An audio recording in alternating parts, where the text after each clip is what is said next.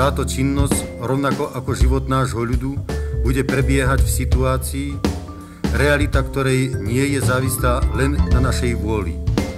Tento fakt sme si v plnom rozsahu uvedomovali po celú dobu práve tak, ako to pociťujete a iste si uvedomujete vy všetci.